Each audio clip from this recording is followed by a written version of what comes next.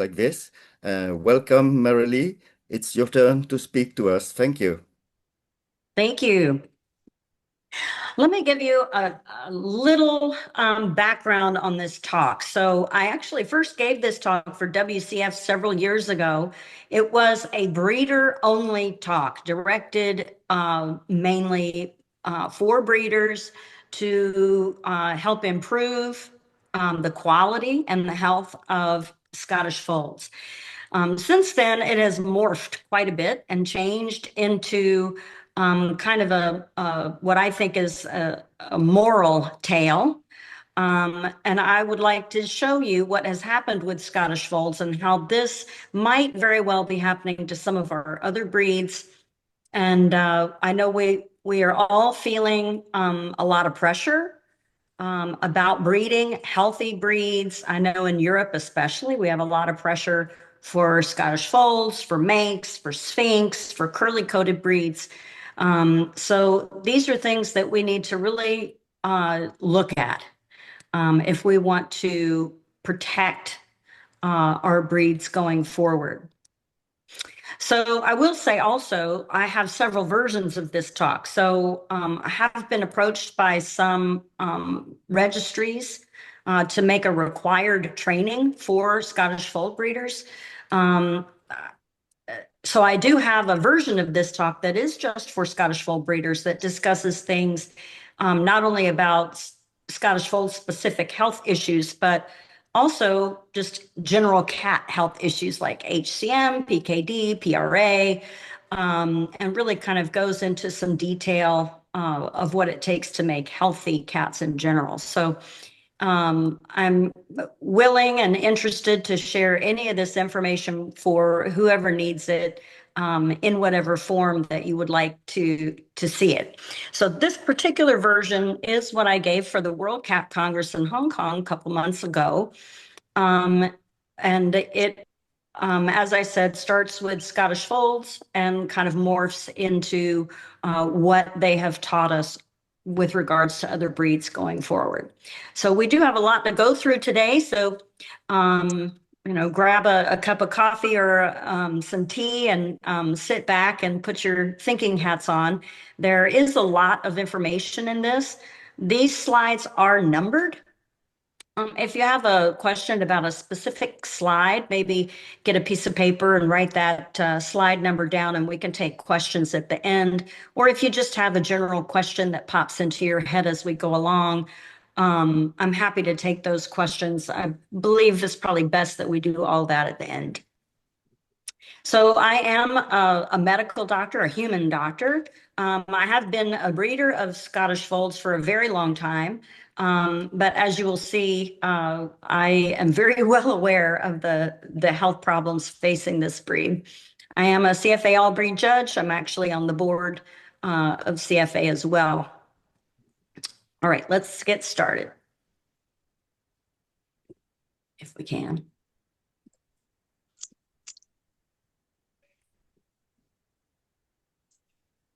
Okay, hold on here.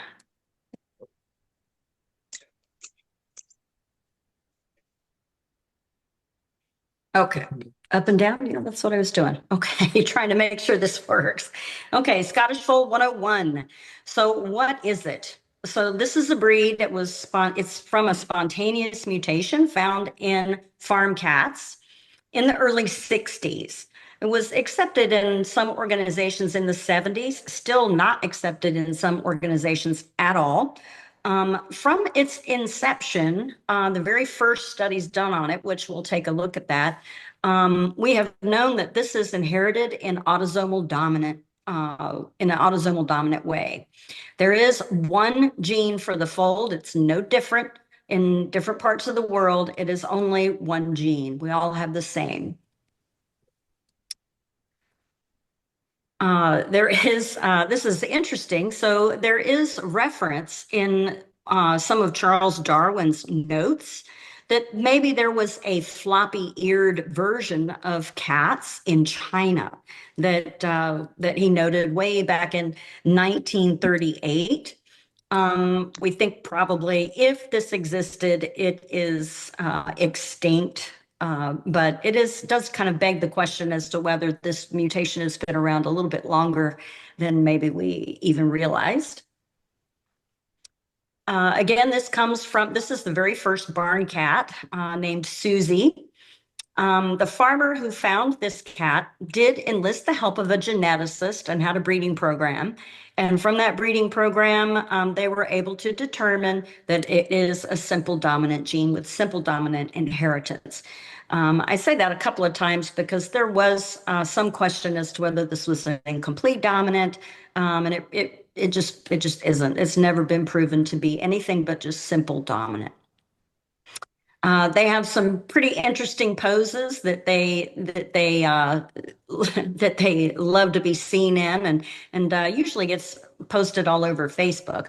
The Buddha pose is one, and some people believe that Scottish folds sit this way somehow because they are in pain. But I'm going to tell you, the straight ears do this too, and they do not have the gene at all. So I think this is kind of a personality trait. They also love to lay flat on their back, like many other breeds do as well. There's some famous ones. Taylor Swift made Scottish folds famous. She has a couple of Scottish folds. She calls them like Detective Olivia and Dr. Meredith. I'm not sure where she got her folds from. And then there's another famous fold who's actually a straight ear version. And he at one time held a Guinness Book of World Records for being the most viewed animal on YouTube. He's apparently a character.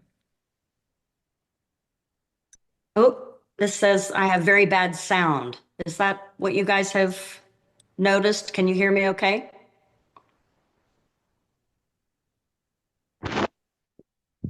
Okay for me. Okay. So the basic genetics here, this is called a Punnett square, and this is how autosomal dominant genes are inherited.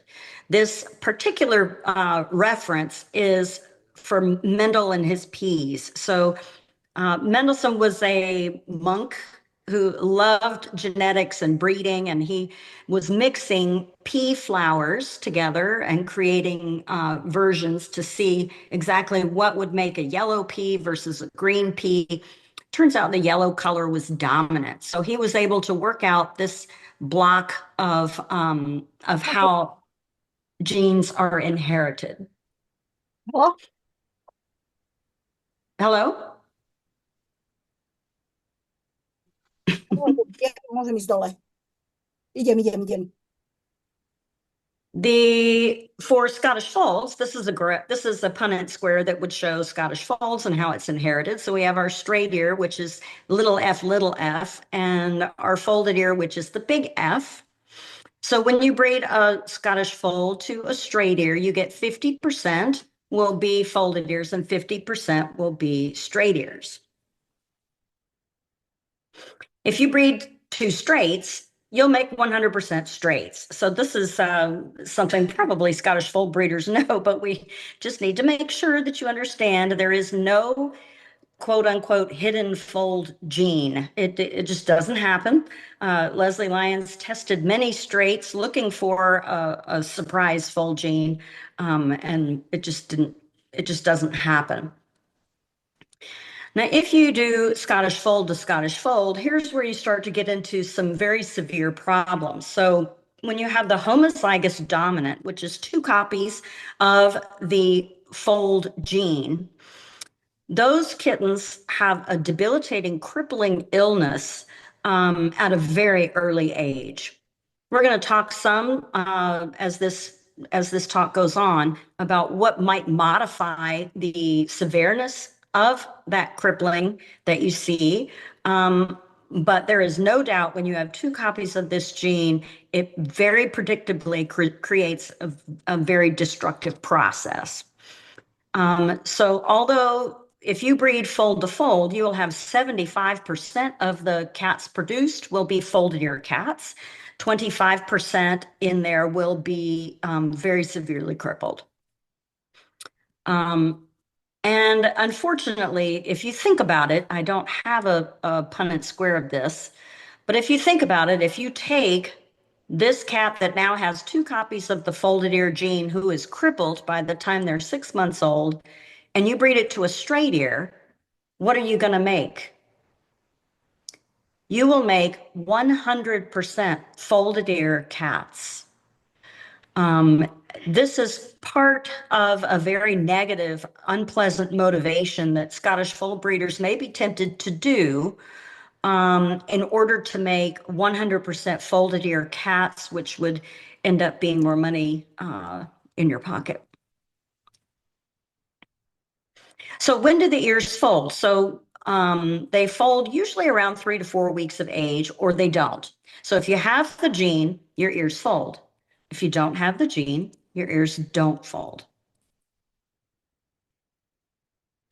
So, and these are just a couple of scientific terms here that I may throw around. So I want to make sure that everyone knows exactly what we're talking about when I refer to these words.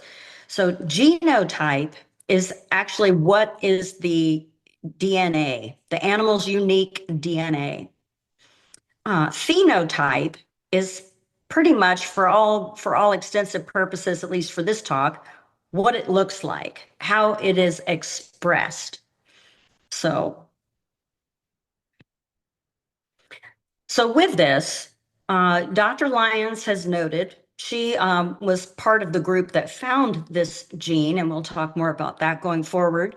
But, and she, with that study, tested many straight ears that did not have any copies of the gene. So she has now determined that if you have the fold gene, your phenotype, what will be expressed will be the folded ears. If you do not have the folded ear gene, you will have straight up ears. So the problem is we are still having cats born that have 2 copies of the folded ear gene. So my question is, how is that even happening? If you are a respectable breeder, you should be breeding a folded ear to a straight ear. Why is it we are still having cats created with 2 copies of this gene, even now in this day and age where we can test for the gene? Why is that happening? It's either happening A, for greed, as I already talked about before, making more folded ear cats for money, or maybe there's another reason. Let's look at the other reason that I have in mind.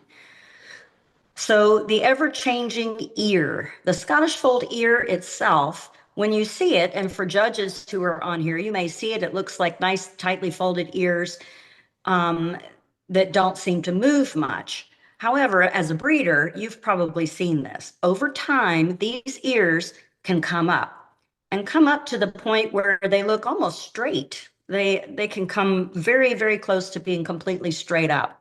This happens from a number of reasons. Some of them based in science and some are based in conjecture on my part. But being in a hot environment seems to be pretty consistent with being able to change the look of this ear. And we'll talk a little bit more about that. And here's just a one of my cats in a box here. And if you look at what this box says, it says fragile, perishable, and protect from extreme temperatures. This is something we will go into in great detail coming up. So here again is a kitten on the left-hand side. You see these beautiful, nicely folded ears. And this is what has happened to her ears over time. They kind of unfold and sometimes they have little creases on them and sometimes not so much. This is an advertisement I saw and I was like, wow, that is a Scottish fold whose ears came poking up. I mean, it's a very odd look, but that's most definitely a Scottish fold whose ears are coming up. So you think, as a breeder or as a judge, that you know if a cat is folded ear or not, right? Well, let's see. So what about this one? Usually I have the ability to have people talk back and forth to me, but is this a straight ear or a folded ear? What about this one? folded ear. Here you go. What about these? Are you Also so sure? Are you sure? These? I think so, because it's a bit deformated. Yeah, it's not a natural shape of ear here. Yeah. I think there's some things you can, some hints you can try to put forth here. Like with this one, the ears look straight up, but they're very small. It's not the size of a normal ear. Even if this was of British descent, where you like somewhat smaller ears, this is kind of oddly small. These, maybe you can see a bend here, maybe a bend towards the end. But I'm going to tell you, this is apparently not as easy as you might think. I got an email from a pet owner that said she tested her Scottish Fold and it has 2 copies of the gene, but that could not possibly be because she bought her cat from a good breeder who only breeds folded ear to straight ear. I said, oh yeah? Let's see photos of the parents. So this is the folded ear mother, and that's the straight ear father. So obviously this is not a straight ear father, correct? So now this breeder who claims to be breeding fold to straight is actually in reality breeding fold to fold. I got another email. Since I've done studies on folds now, I get emails from people wanting to write new studies on things they found. So they must have found this new hidden Scottish fold gene because they bred these 2 straight ears together and got folded ear kittens. So, but in reality, this cat right here has a bend in its ear, and this is the folded ear cat. And if all you have to do now, we're lucky to be living in an age where we have DNA testing. So all you have to do now is test these cats. I still don't understand why this confusion is happening today. I get emails like, I purchased a cat, it looked like this, now it looks like this. Is it now a straight ear? And I want to make it crystal clear. If you have a folded ear cat, it is always genetically a fold, even if its ears change to look like it's almost straight. So another thing I've noticed about Scottish Folds, breeding them now for 31 years, is that there's a lot of hocus pocus and weird beliefs about these things. So I have peppered in here some of these, believe it or not, things that I have heard. Don't worry, once the ears go up, they'll go back down again and be perfect. So my thoughts on that is there are some people who believe that they may go down slightly. Again, however, I've really not seen that to any real degree. If you have a cat whose ears have gone up, they will never go back to the tight show quality appearance that they may have once had. This is just one more email that I received. So this is a kind of a busy slide, but I'll tell you the story. So I got an email from a medical doctor, so an educated medical person in the United States. She wanted to start breeding Scottish Folds. She wanted to do it right. So she wanted to get an American Shorthair because she wanted to make sure she didn't have any hidden folded gene, which we know doesn't exist, but that was her idea. She took both of these cats then to the vet for medical clearance to start breeding, which he gave. He said it is perfectly awesome to breed this folded ear cat to this American Shorthair. But in the litter, she had some kittens with ears who fold towards the front of the head, and some kittens with ears who are folding towards the back of the head. She then felt that this is a brand new gene and wanted to write a new paper. Does anyone have any ideas what might have been happening?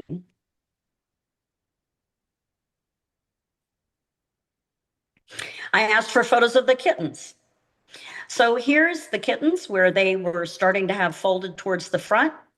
Here are kittens where they look to be folded towards the back.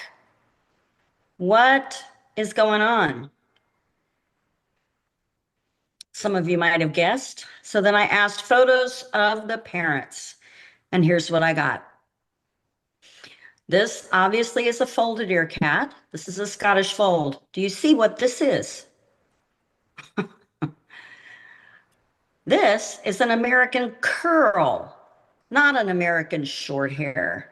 So my point with this story is that an educated medical doctor and an educated veterinarian gave perfect clearance to breed an American curl to a Scottish fold. If this is happening with people who are very educated, what's going on with people who are brand new to the cat world, the cat breed world, the cat breeding world? So this part is designed to help breeders to learn about this gene and how to build a better Scottish fold. It has a little bit about conformation and a lot about health in it. So I've gone through the standards, and for my initial WCF talk, I talked much more about WCF standards, but it's been morphed back to CFA. But they're very similar standards, honestly. So for the body, there's things that I have highlighted throughout the standards that I think people do not pay attention to very much. And they are very important when it relates to health. So this cat is a medium rounded cat with a well-padded body. And that's normally what everybody talks about. However, in the standard, there's also statements that there must be no hint of thickness or lack of mobility in the cat due to short, coarse legs. So what is that about? This cat has this nice, big, beautiful padded body here. What if you don't have a big, beautiful padded body? Well, we have outcrosses. The outcrosses are British short hair and American short hairs. The British short hair has nice boning and body. They've got a very nice coat, which will shorten up coats if you have problems with this kind of tweeny or somewhat longer coat on your foal. Most of them now in the world tend to be B blood types, not all, but it's really moving that way. So if you're going to breed with British, and I suggest you consider it, you do have to watch out for blood type incompatibility problems. I don't go through blood type problems in this talk, but in my breeder focus talk, I do. What about the American short hair? Also another fairly healthy breed here. I will tell you, there's a lot that you have to change from an American short hair to make a good Scottish fold. For example, the muzzle is very square, not the rounded. The eye shape is the rounded bottom eyelid, almond shaped to the top, and it's very difficult to move from that back to completely round. The coat is very hard, that water would bead off of. This is the outdoor coat, which is a little bit different than what we're looking for. However, they are quite healthy if you have health issues in your cats. So I have heard all kinds of conjectures about this, that breeding to British short hair or American short hair will decrease or eliminate the chance of creating crippled Scottish foals.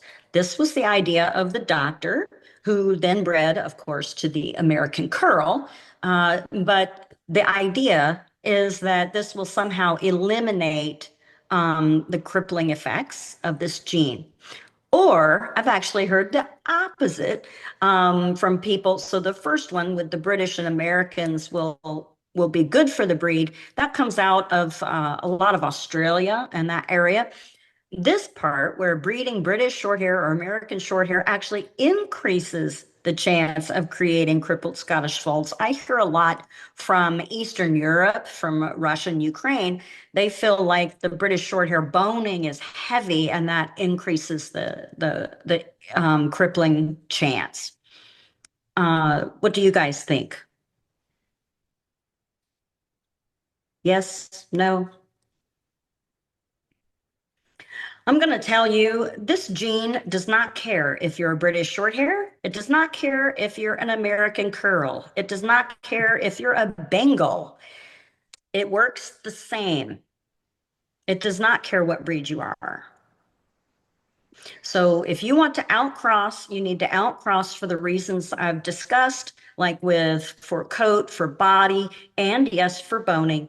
It will not change your chances of developing the osteochondrodysplasia seen in Scottish Folds. This happens to be an American Curl that was mixed with a Scottish Fold. And so here's the American Curl gene. You can see, I assume the American Curl gene is more dominant with the expression than the Fold gene, because obviously his ears are curled backwards. However, he does also have the osteochondrodysplasia here in the feet. Again, we talk about feet. Most of the time with judges and even with breeders, they talk a lot about the tail, the tail, the tail. But I want to continue to bring this up, that this is a big issue with legs and feet, and we're going to talk about that. I have added slides in here when people ask questions, as I've done this talk over time. So what does it mean to be cowhocked, and is that related to the Scottish Fold problem? So this is from the dog world here, this cowhocking versus having very nice, straight, correct legs. Here it is in cats. This is one of my cats. I took a picture of her backside. This is from off the internet somewhere. So you see very terrible cowhocking here. So is this a problem? Well, absolutely, it's a problem. Is it related to the Scottish Fold problem? That answer is no. It is not related to Scottish Fold problem. It is a general structural fault. It can be seen in many breeds. You shouldn't be breeding it in Scottish Folds, but it is not specifically related to the Scottish Fold gene. Okay, back to the standard. We want this plush, rich, dense coat. Some coats get a little bit too long. We call them tweeny coats, more like an exotic type coat, so that you want to stay away from that. The long hair version, we also want to stay away from cottony coats in our long hair versions. Like this is very wispy and cottony. This cat's also a little bit extreme. We're going to mention that in a second here, but the cottony coat is really not the texture we're looking for Scottish Fold long hairs. We're looking more for hair, actual the texture of the hair here versus the cottony wispy texture that you sometimes see. Right now we have that in CFA as a seriously penalized quality. I've heard some complaints from breeders that we need to move it into a DQ for disqualifying. The head of the Scottish Fold is a lot of points. Total, the head is 55 points. That's a lot of points out of 100 for a cat.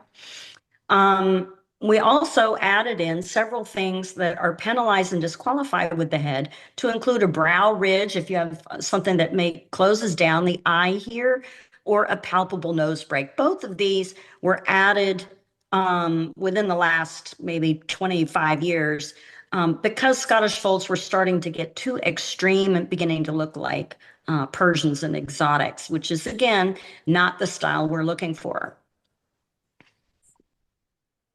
So when I say extreme, what do I mean exactly?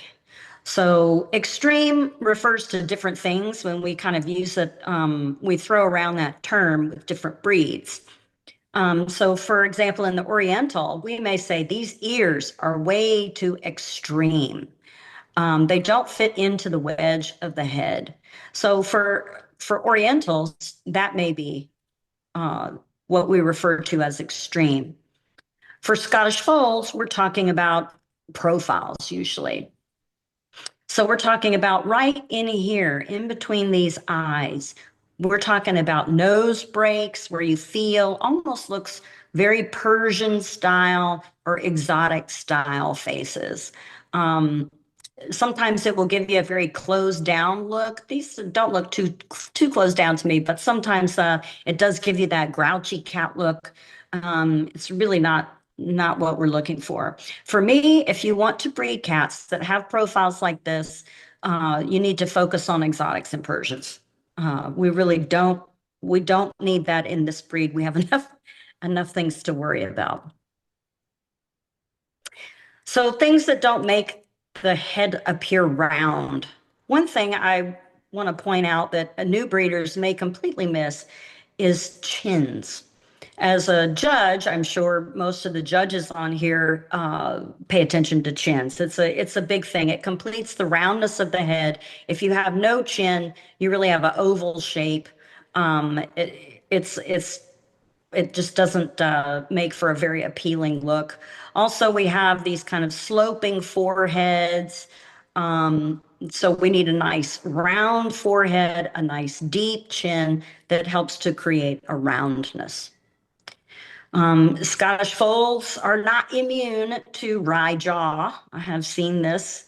Again, it happens more so with Persians and exotics, and I do believe that some Persians and exotics were used in fold programs at one point. But so we just want to stay away from misaligned or wry jaw issues. Another thing we have, which is not solely an exotic or brachycephalic issue, is brachiocephalic obstructive airway syndrome. So they do have a somewhat shorter face compared to domestic short hairs, which tends to create issues with the nose and nares. I was sent this from a veterinary friend overseas in Europe. So this is the Scottish fold who I'm sure has no way of actually breathing. So you can actually see this cat isn't extremely brachycephalic, but cannot breathe at all. This is a very bad thing in breeding. It's bad for their health. It ends up having long-term health problems. They don't grow. They have almost the opposite way of breathing. They can have heart issues with this. As a breeder, if you have any problems with stenotic nares, you need to steer far away from those lines. Ears. So we have folded ears and straight ears. They are 25 points. So how do you make good quality ears? I do see a lot of people online, on Facebook groups and things, who are trying to breed show quality cats who have terrible times making show quality ears. So here, let's talk a little bit about it. This is actually a WCF straight ear fold. I saw this picture and I said, please let me use it. I thought, what wonderful ears you have. So what we need to do to breed good folded ear cats is to find very good straight ear cats to breed to. So this cat has very small ears versus this cat, which has huge ears. And it's just going to be more that you have to fold down. If you have a huge, large ear, it's impossible to fold it down to where it's tightly tight to the head. So small ears are a must. Another thing that is a must is ear placement. So this ear is small, but it's placed so far on top of the head, there is no way that it will ever be close to the head. It's just never going to happen. It's way too high ear placement wise. This kitten actually maybe comparatively has larger ear, but see where it's placed on the head, way to the side of the eye here, down on the side of the head. It makes it much easier to fold into the roundness of the head. So, and same here with these cats, the ear placement. If I take the corner of the eye and go up here, this ear is placed nicely on the side of the head. This ear is way up here, like in the middle of the eye here for placement. So as a breeder or as a judge, going forward, you can kind of pay attention to that. So another one of our believe it or not. So Scottish Fold's ears are defined by different degrees. First degree, second degree, and the coveted third degree. What do you think? There is no standard on the planet that talks about degrees of ear folding.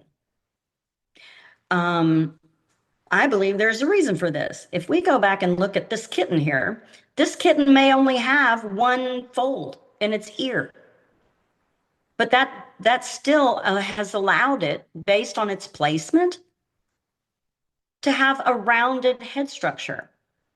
There's no judge that is going in here and going to count 1, 2, 3 different folds. It's just not, it's not going to happen because it's not in any standard anywhere.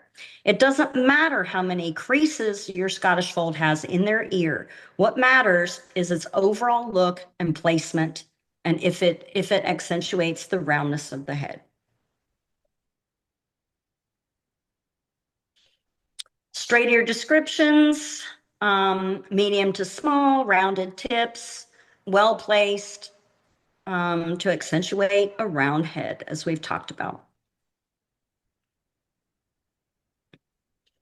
Eyes. To me, eyes are a very important part of Scottish Folds and their expression.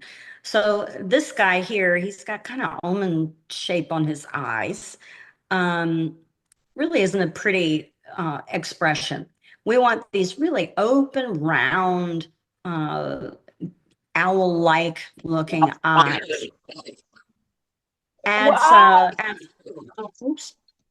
Adds a very beautiful expression to our folds. And maybe we make sure when you come on that you mute so that we can continue here for.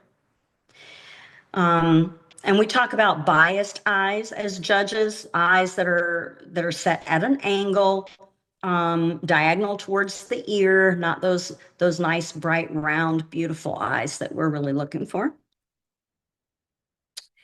And here again, nice, large, round eyes. It is a little bit difficult to make completely round because there is the aperture here that does have corners, but just do the best you can to make round eyes. Okay, so let's complete the standard here and move away from that. But so now this is the first time I bring up the tail. A lot of judges, the tail, and breeders, the tail. And yes, that is important. It should be medium to long in proportion to the body, flexible and tapering. We would like the longer tapering tail.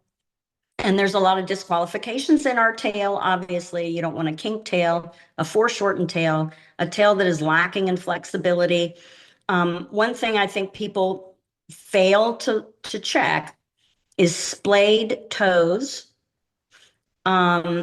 This also is referring back to the issues that happen with the feet on Scottish Folds. We'll take another look at that as we go forward.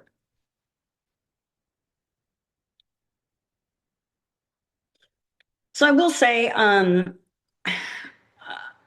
I wanted to take a second because I see a lot of new breeders focusing on color. They want some sort of golden shaded, spotted, blah, blah, blah. Scottish Fold, as we went through the standard, I don't really think I mentioned color. The reason for that is that color in Scottish Folds for CFA is 2.5 points out of 100. That is nothing. This is a structure breed. Instead of seeking out colors, we should be seeking out healthy animals with flexible tails, with very nicely shaped paws, with no issues with HCM, with no issues with PKD. This is structure and health focused. As a judge, I do not care in the slightest what color your cats are. So some of these colors, I brought up the shaded and goldens here. There's other colors that have issues also. They have somewhat refined boning. They have these kind of spiky long coats. I, as a longtime breeder and judge, I'm not interested in seeing different colors. I'm interested in seeing beautiful, strong, healthy animals. So what should we take away from the standard? This standard has been in existence and forming and changing since the early 70s. The standard is a communication from breeders that came before you. It talks about the tail. It talks about the legs, the feet. We need to learn from the standard and follow the recommendations. It's trying to teach you. Just a interesting graph here. Like I said, we're pretty similar with where our point distribution is with Scottish folds. Interestingly, for condition of the cat, only CFA doesn't seem to care about the condition. Ears are especially important in WCF, least important in TICA. Just kind of interesting, but give or take, we have a similar standard here. So this is a long word here, osteochondrodysplasia, and sometimes it's referred to as SFOCD, the Scottish fold osteochondrodysplasia. This was a term coined specifically for Scottish folds OCD by Dr. Malik, who is a scientist, a veterinarian researcher out of Australia. And it came directly out of his research published in 1999. In general, when people talk about Scottish folds, people who don't really know what this is call it arthritis. It is not arthritis. I'm going to try to show you the differences in arthritis versus Scottish fold osteochondrodysplasia, and hopefully by the end of this talk you will see the differences. One of the biggest differences is the age at which this happens. Arthritis is a degenerative disease that happens over time, like it is with humans. So we have repetitive behaviors with our hands, if we play tennis, whatever it might be, walking, running, and we get arthritis in knees. But you don't get that as a baby. You get that as time goes by. Scottish fold osteochondrodysplasia has some of the would look similar to arthritis, along with some extra things I will tell you about that are hallmarks of it, but it would show up very young. So if you see a cat 4 months, 6 months old, a year old, that has severe arthritis with extra bone formation, joint destruction, I mean, that is just not arthritis. It is Scottish fold OCD. So I wanted to go through, this is again a lot of verbiage here. I'll just touch on it so that we can really narrow down what this is. This was Dr. Malik's definition. So it includes problems with the back feet, problems with the front feet, problems with this area, which is the connection of the ankle to the toes, problems with this area, the metacarpal bones, which is from the front leg to the toes, problems with the phalanges, which is the fingers and the toes, and finally the tail. So I want to reiterate, that was feet, ankle and feet, fingers and toes, and then finally tail. So osteochondrodysplasia of Scottish folds is not just a tail problem. And in fact, if it was, it probably would not be on the list of animals to be banned. What really harms Scottish folds is these areas that affect the feet. You will also see, and this is one of the things that would point you towards OCD versus arthritis in older cats, is what we call exostosis, which is basically new bone growth. It's just basically a gigantic form of bone that starts to come on the extremities. Again, it's on the feet. Let's see. This was Leslie Lyon's definition. Basically, this says that when you have one copy of the gene, it will produce the fold phenotype. So if you have the gene, you will see the folded ear. Other impacts are smaller feet, misshapen toes, and thickened and inflexible tails. So again, Leslie Lyons has also defined it with issues with feet and toes, as well as the tail. So let's start to look at what this actually is. So in 1975, this was the first real paper done on Scottish folds. Basically, he made a cat breeding colony. And he had several different phenotypes that he bred together and tried to see if they developed problems. And so he did things like bred folded ear cats that had no skeletal problems, bred those together. So that was a folded ear to folded ear. We know now that's not a good combo, but folded ears with skeletal problems to folded ears without skeletal problems. Again, probably a very bad idea.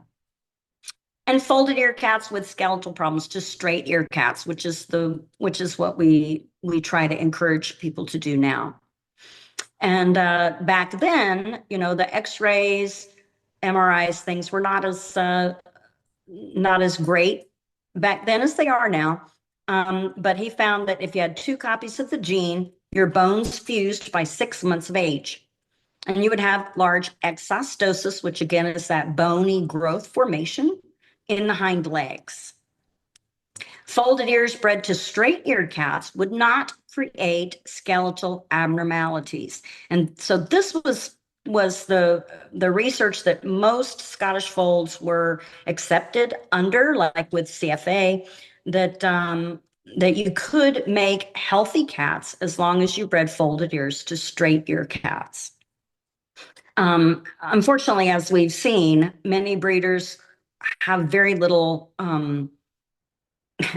most breeders have difficulties in determining what's actually a straight ear cat, at least historically speaking. So, and this was where Dr. Malik had pretty much defined osteochondrodysplasia for us. This was a study in 1999. I do want to show you, 1999 is, these dates are important because the gene was only found in 2016. So the studies done from 2016 and after have DNA testing done on whether or not they have 1 or 2 copies of this gene. So studies that were done before 2016, all we have is a pedigree and the word of the breeder that they bred a folded ear to a straight ear. That's it. This study in 1999 also only had 6 cats in it.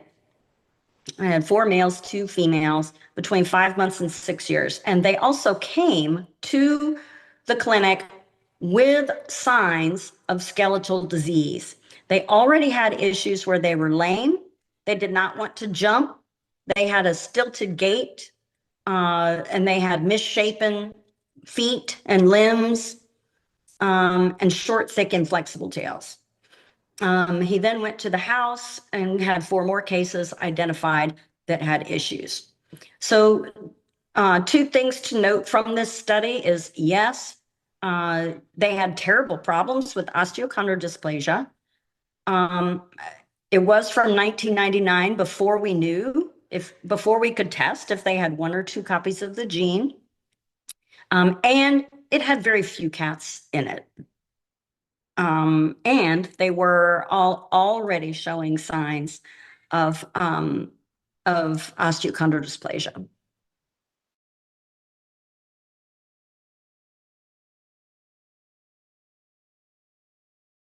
This as well as Dr. Lyons. And so what did they do? They had 44 Scottish folds and 54 control cats. And they found that it was dominantly inherited. And it is this gene we now know is TRPV4, which is involved in calcium channels and calcium deposition. This is important because this gene isn't really a cartilage problem. I've heard it called a cartilage problem, but it really isn't. TRPV4 is involved in calcium channels and calcium deposition. Does it affect cartilage in the fact that it deposits calcium into cartilage? Yes, it does. So, but in and of itself, it is not a cartilage or connective tissue disease per se. In this study, 4 cats had x-rays.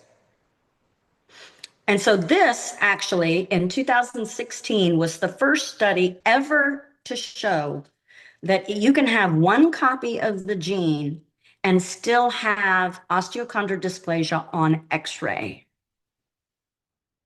So before that, we really did not have this evidence. But again, even with this study, which is obviously a very well done study, that was only shown in 4 cats. So my Scottish fold gene does not cause osteochondrodysplasia. I've never had it before. Therefore, mine is much better than the gene you have. Any Scottish fold breeders heard this before? Of course, this is complete baloney. There is one gene. It was found. It's tested all over the world. It's only one. It works the same way in my cats as it does in your cats. We are all in this together. Interestingly, how did Leslie Lyons and Gandolfi and the group know where to go find this gene? Well, did you know the Scottish fold gene is in humans? In humans, actually in 2011, so 5 years before they found it in the Scottish fold, they found it in humans. It affects, as you can see, extremities, just like it does in the Scottish fold, and it is also autosomal dominantly inherited. It's kind of interesting. So let's look at it. What are we actually talking about when we say osteochondrodysplasia and exostosis? Exostosis, excess bone formation. This is it right here. All of this. Gigantic bone formation on young cats. It is depositing calcium into here. It completely destroys joints. It is a very crippling type disease. More studies here. You see it here. Large exostosis, these bony growth formations that happen. And this looks like no joint at all anymore. It's just completely gone into one large bony mess. It is a painful condition. Makes it very hard for them to walk. So can it happen in the front legs? Yes, it can. This is a kitten, obviously, and you can see this bony growth formation already happening here in these legs. Very sad. Another thing people ask me right about now is, what about hips? Hips and hip dysplasia. Is that a Scottish fold problem? Hip dysplasia in cats and dogs is where this ball and socket here, this socket becomes very shallow and the ball comes out of this socket. It can be graded into different severities here, typically found with larger breeds. Can this happen in Scottish folds? Of course it can. Just like HCM and PKD and PRA and cow hocking and all of those things can be found in Scottish folds. Is it related to OCD? No, it is not. And I'm going to tell you, there has never been a study on the face of the planet that finds Scottish fold OCD in the hips. I know some breeders like to brag that they have scanned all of their cats for OCD, and then they post on their Facebook photos of the hips. That is never where OCD is. This is never found in hips. Okay. Okay, and what about the tail? Why are we always talking about the tail? Well, of course it can be in the tail. That's the extremity, and this is a disease of the extremities. We talk about the tail a lot because it's easier to feel than feet. It's easier to denote than issues with the feet. So a lot of times judges will focus on the tail, and it is a DQ. But if you have problems with your tail, you almost certainly have problems with your feet. You may not be able to see it as easily as we could in some of those other photos, but if you take an X-ray, you're going to find it's there. So how to check your tails. This is a little blurb. It was longer, but I cut it down for some of the judges training programs. This is how to feel tails on the judging table. The best thing I can tell you is to do it right the first time. So you put the tail between your index finger and your thumb. You go over each and every vertebrae one by one. There's no cracking. There's no popping. Make sure everything is flexible. If it's not flexible, if there's a kink in the tail, that is a disqualification. Now, I will tell you, I should have added in this video, it was supposed to be extremely brief, but whenever you're feeling the tail, this issue with tail inflexibility can happen anywhere along the tail itself. So for judges, a lot of times when we're judging cats, Oriental style and Siamese style breeds, when we're feeling for tail faults, we may feel the tail straight to the very end and then kind of turn and feel. And we do that instinctively because most of the issues with tails are towards the end. We get a little tail kink or a little blob on the end of the tail, whatever it is. But with Scottish folds, the problem with this inflexibility of the tail can happen along any part of the tail, and in fact happens a lot right up near the base of the tail towards the body of the cat. So I will tell you, once you start to feel the tail, you place your hand in the proper location and then go ahead and turn it where you could feel the flexibility right there from the very beginning of your check for tails. So this cat, I want to point out, is 6 months old. I got permission from the owner to use this video here. Things I want you to look at are tail and tail length, feet, and how this cat is walking. Bal gel. Yürü bal.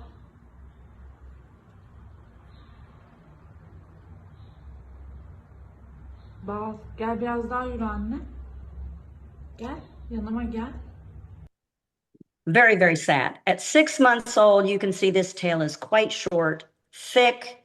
There's splayed toes here, this whole back leg. Also, you can tell these ears have come up. These are not well-folded ears.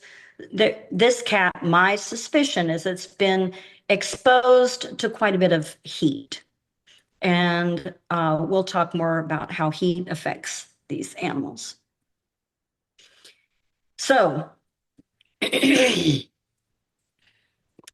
historically, Dr. Malik's papers have said all cats with folded ears will be inevitably harmed with painful, not Dr. Malik, but this is painful arthritis, but Dr. Malik said they will all have Scottish fold OCD.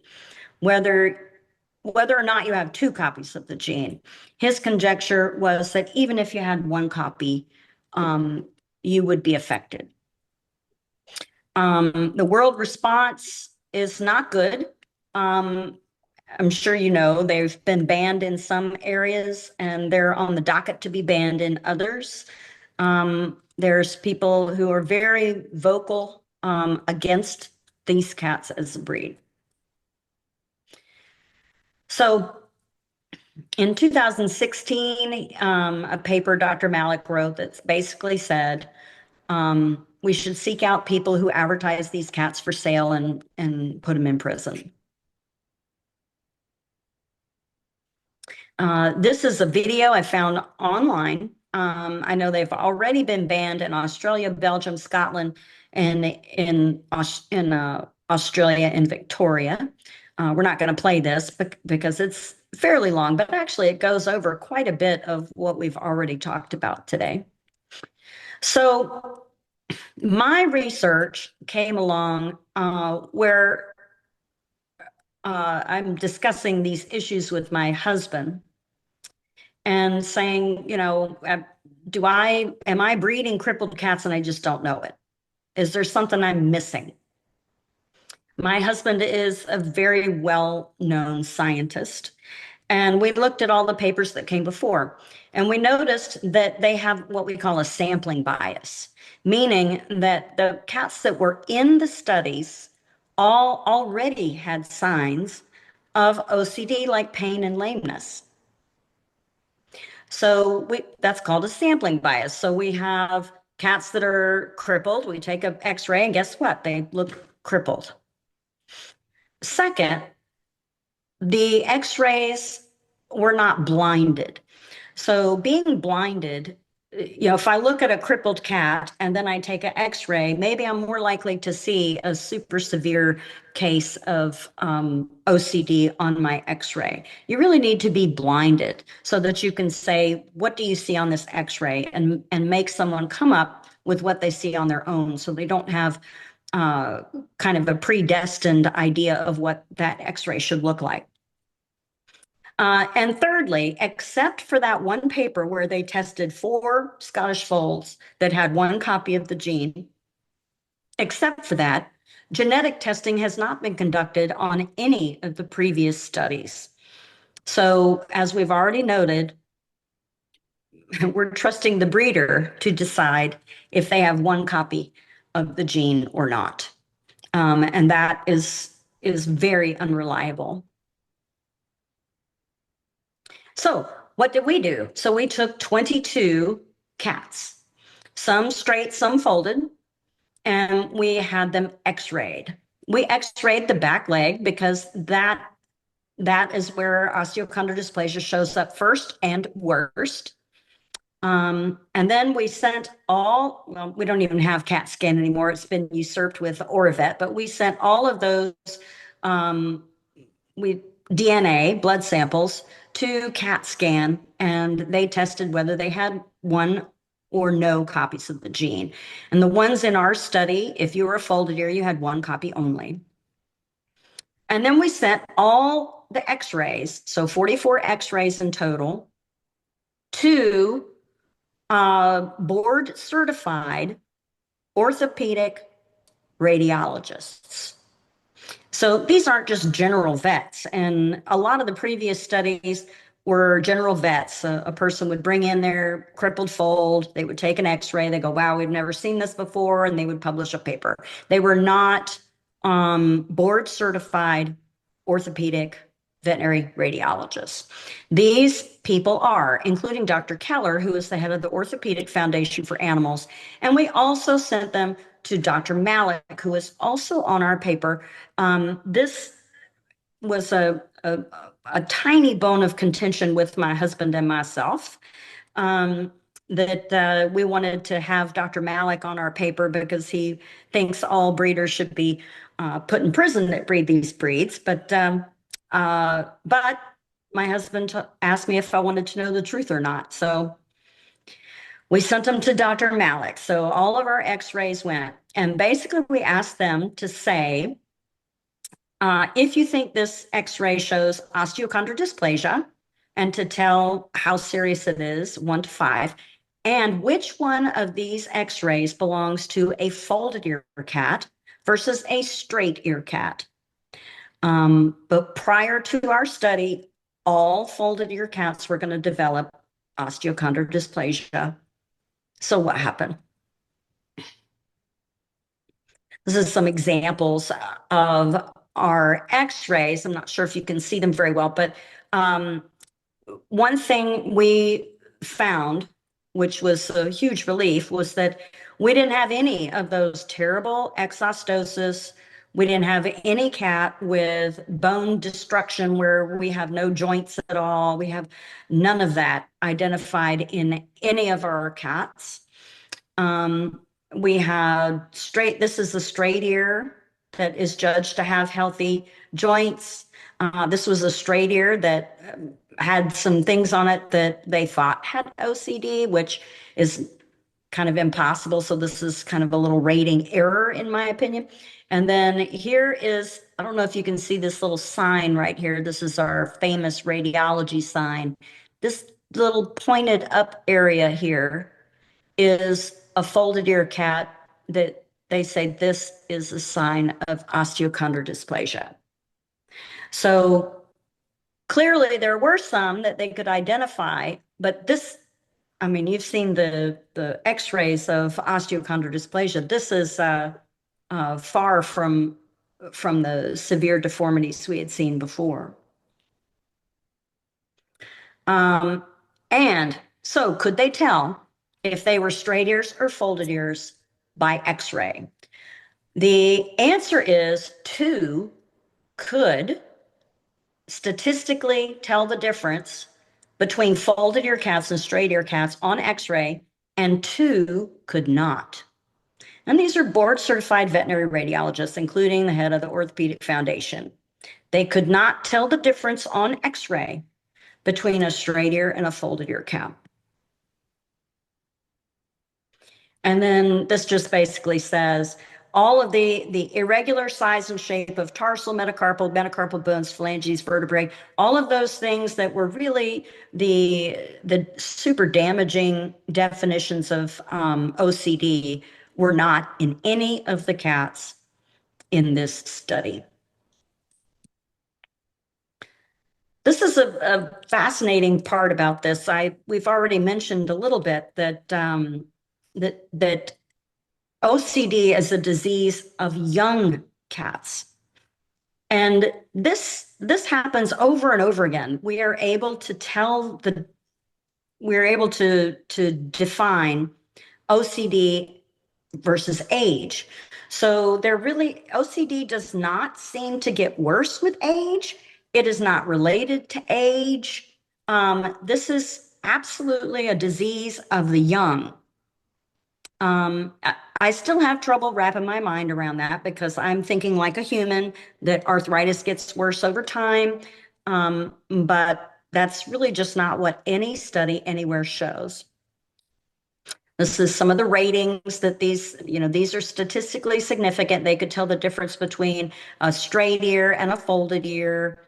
This one could tell the difference. So these 2 are the raters that could tell the difference. These 2 could not tell the difference at all. So what are the issues that affect Scottish folds that would make the difference here? So I will tell you, there might be, and Leslie Lyons has mentioned this, there might be some sort of modifier genes at play that breeders have selected for or against over time. You know, if I have a cat that had a bad tail, I would not breed. Expression of the gene is not going to be there anymore. So those are things that could very well be that we just don't know yet. And I'm not sure if we're going to know going forward. I'm not sure if anyone's doing a whole lot of research in that regard. But this sounds like a no-brainer, but I feel like I have to say it. Do not breed 2 folded ear cats together. This is incredibly easy to avoid now. We have the gene since 2016. We have the gene. There is no reason for people to breed 2 folded ear cats together. Oops. Please make sure you mute yourself for me so we can.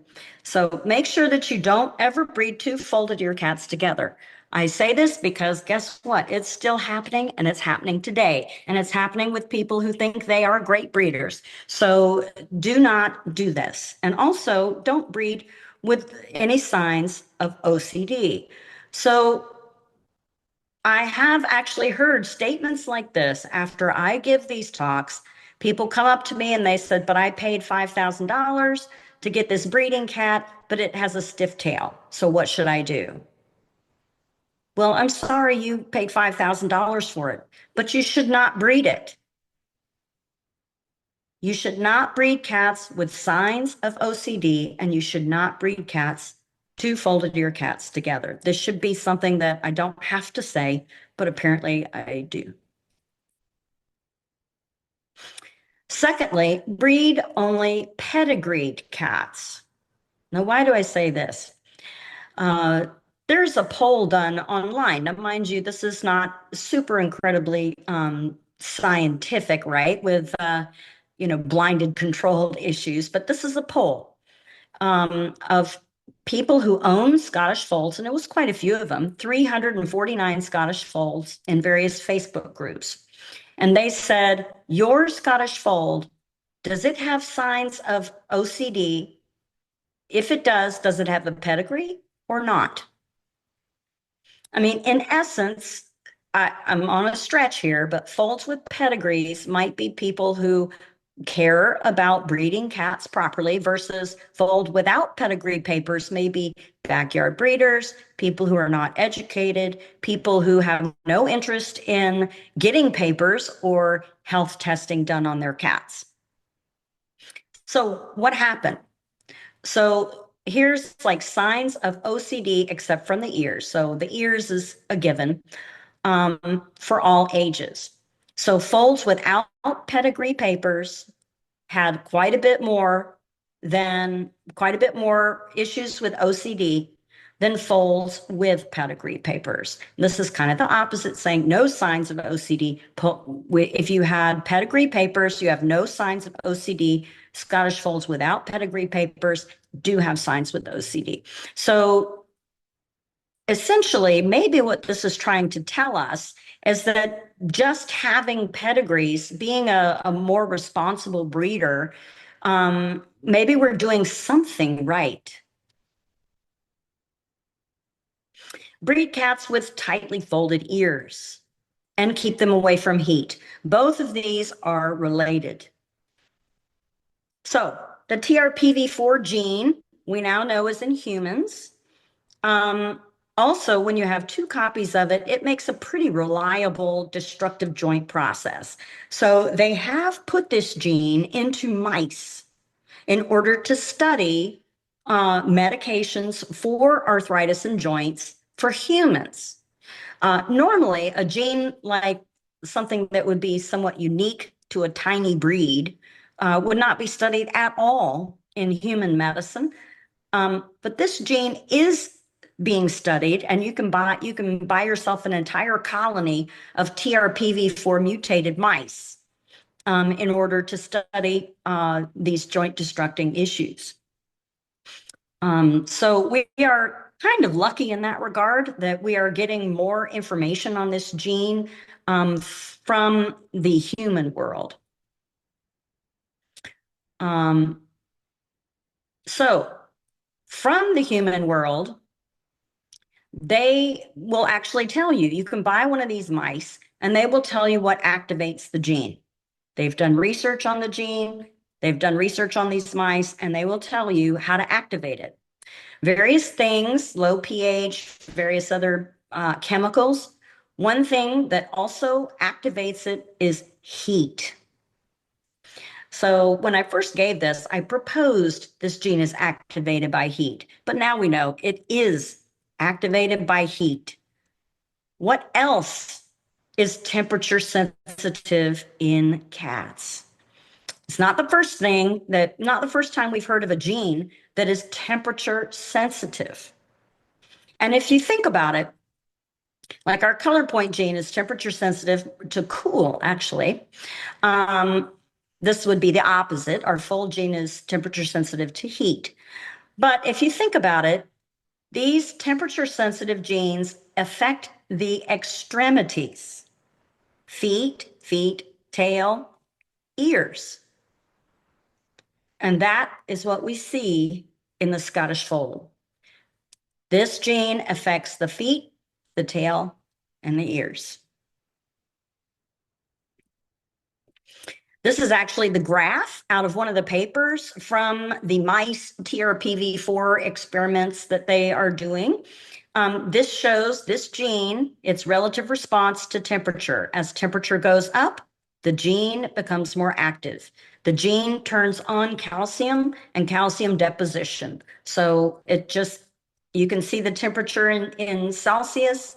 As it goes up, your gene's more activated, you're going to deposit more calcium, you're going to have more osteochondrodysplasia.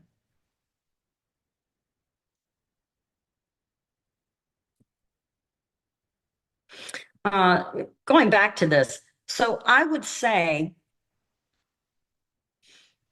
the temperature sensitive genes with, say, the Siamese and our other thermal genes, typically the extremities are cooler than the body temperature. That's why this color point gene works. However, if you now put this cat in a very hot environment, its extremities are actually going to get very hot. So if you put a cat in a hot environment, you feel his ears, he's trying to cool off, his ears are very, very hot, his feet will be hot, everything will be incredibly hot. So in order to really have this event happen for your Scottish folds, they need to be in a hot environment. So where is that? Well, I know people who breed cats in Australia. Many of them have these outdoor kennels they keep cats in. Or Hong Kong, they have outdoor kennels. Or Thailand without air conditioning. I can't imagine, but I have talked to breeders who are in Thailand who have no air conditioning. So places like this, they get extremely hot. And that is really what you're looking at when you're talking about temperature sensitive, heat activated gene of the Scottish fold. Another thing that I noticed and believe is that fever and changing temperatures of the cat itself, being sick, for example, also activates this gene. So I recommend to choose your vaccines wisely. Like for me, I use PureVax. This is adjuvant free. Adjuvants cause extra irritation to basically the immune system to increase the effective nature of vaccines, but they also cause more of an inflammatory response, and so are much more likely to cause temperature variations and fever. So my advice would be to choose your vaccines wisely. And they're more than just PureVax. I think there's a few others that are adjuvant free also. So obviously I recommend vaccines, but just make sure that you pick ones that may cause less of a reaction for your animals. Also, feed raw food. I'm a believer in raw food. I know Leslie Lyons, when she watched this talk, she's not a believer. She likes Royal Canin. But for Scottish folds, we really need to have things like the chondroitin and the glucosamine, some of these joint supplements that are found. Can you give joint supplements? Yes, you can. This is not a good example of a raw food diet. This is just muscle meat. But so you need the bones, you need the glucosamine, everything for joint and health care. So let's say you have a Scottish fold with OCD. Here it isn't, this is a foot. At least used to be a foot. And you see this terrible bone formation here. I mean, there's just no toes anymore. It's just all, this is a terribly destructive disease, and breeders have to know about it. And you have to know how to control it, and you have to know how to breed it. It is absolutely destructive. And what about treatment? Is there any treatment? Well, they've tried. This is a gory one, but here's this big, they've shaved him, and then you see this big bone formation, and they tried to cut it off. So they've also tried joint supplements and injections. Maybe reduce this. Most of these are done with either like just one cat, or this was with 3 cats. So they gave some joint supplements to 3 cats. And it seemed to reduce to the owners signs of dysfunction. So maybe some joint supplements are helpful. This was on only 1 cat, and this was radiation treatment, and seemed to help a little bit, able to climb trees. These are 3 cases, also with irradiation treatment. Some got a little better, some seemed to not get any better and got a little bit worse and then stopped getting worse. And some apparently got no better, either no new deformities, but not better either. This poor animal, 1 cat, he got radiation and chemotherapy. So it's hard to know if this was very helpful. Seemed to improve his mobility, but eventually he died. This one had surgery, radiation, and chemotherapy. And then that seemed to not do much either. They had same limited range of motion as before surgery. So my take on all of these, it's only 1 or 2 cats here and there that have actually had treatments and had research done on their treatments here, but there doesn't seem to be any easy fix to this. So best thing to do is to try to avoid it like the plague in the first place. Is there anything new? So Solensia came out. Solensia is an injection that attaches to protein called nerve growth factor, and it's involved in the regulation of pain. This does not obviously fix any OCD or any arthritis or any underlying issues the cat actually has, but it might actually affect their perception of pain. Incidentally, there's no studies with Scottish Folds and Solensia as of yet. I have considered it, but as of yet, there's nothing. So again, as I said, I normally have a much longer talk for breeders where I talk about blood type incompatibilities, PKD, PRA, HCM. And if you want me to do those for breeders, I most certainly will. But also, we need to know for sure about OCD, breeding to the standard, knowing about this gene, how to modify it and modify its expression.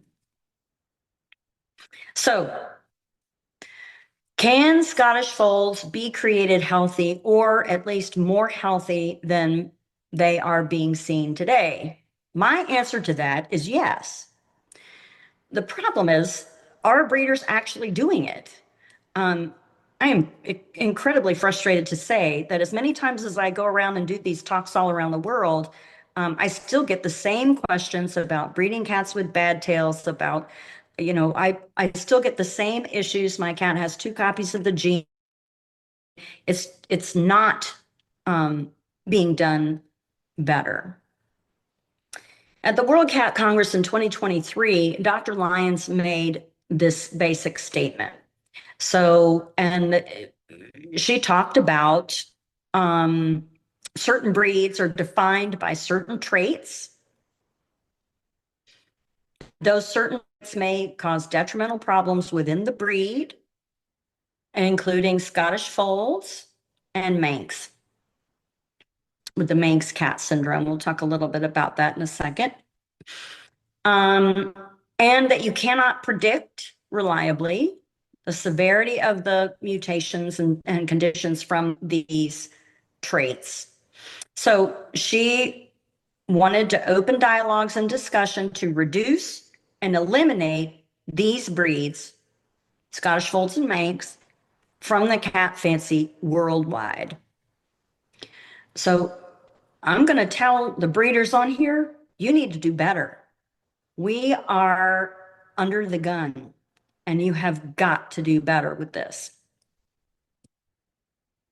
So, but my thoughts on it are, if you ban folds and Manx, is it going to stop there? So once you ban folds and once you ban Manx, you're going to ban Sphinx, because hairless is terrible, right? You're going to ban curly-coated breeds because sometimes they become bald and they molt. You're going to ban Persians and exotics because they have a shorter face with brachycephaly. Once you start banning breeds, I have a real fear that we're going to lose a lot more than just folds and Manx. It's already happening. We're already seeing Bengal cats being banned from being imported to Australia. Bengals, they think they're wild cats. They need to be, they can't be in a house. And the Dutch have a breeding ban on hairless cats. So they ban Sphinx. I've heard some people are getting their Sphinx confiscated in some areas of the world. Germany, for example, this is the list of things they want to ban. Taillessness, okay, that's the Manx. Folded ears, okay, that's the folds. But what about short or kinked tails? Is that bobtails? American bobtails, Japanese bobtails? Dominant white, they want to ban. Curly hair, hairlessness, munchkins, and anything with brachycephaly. Well, I'm not quite sure what we would have left. And if you think you're breeding British Shorthair and you're free of this, guess what? They're considered brachiocephalic too.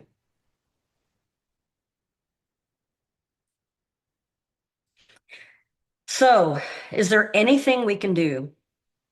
I think we don't know enough about our very own breeds, and we need to do more research in that regard. Obviously, I'm a believer in that.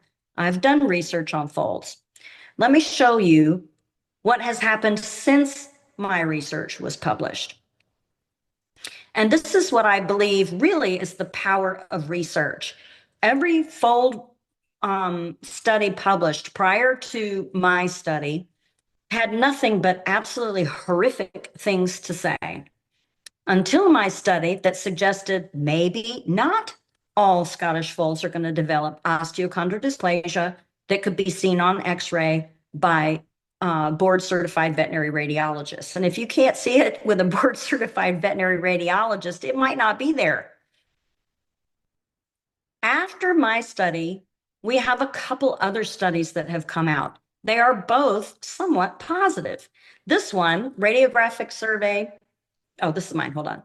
This is the new one. So this one that came out in 2023. So mine was published in 2021. 2023, we have 17 cats, and they did radiographic analysis on the folded cats. So they did DNA testing, and so they kind of excluded the straights. I would have liked to see the straight ear radiographs as well, but in this study, this is what happened. So they did radiographs on the 12 folds. Of those 12, only one showed any sign on X-ray for OCD, and none of them had the severe disease. So this is kind of a similar finding to what I found 2 years previous, where none of them had that severe, large, massive bony formations. And they did follow up with 3 of them a few years later, and they didn't find anything further that had developed in those cats. So from 2021, when mine was published, it sounds to me like this is out of Italy here, that came out of Italy. There was some folks that said, hey, maybe we should see if we find the same thing. And they kind of did.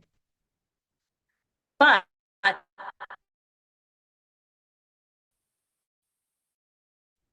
this came out in 20, and this to me is a big shocker. This is what I would call a prevalence study. What this is coming out of Australia. And Australia has an integrated veterinary medical record system. So they went to their veterinary medical record system in Australia. And some of these are, if we look here, I may have it on the next slide, but I'll tell you exactly where these results are from. But some of them, yeah, from New South Wales, Queensland, and Victoria. And interestingly, Victoria is where Scottish folds are banned. So these are Scottish folds that come from places where they have clearly had issues in the past.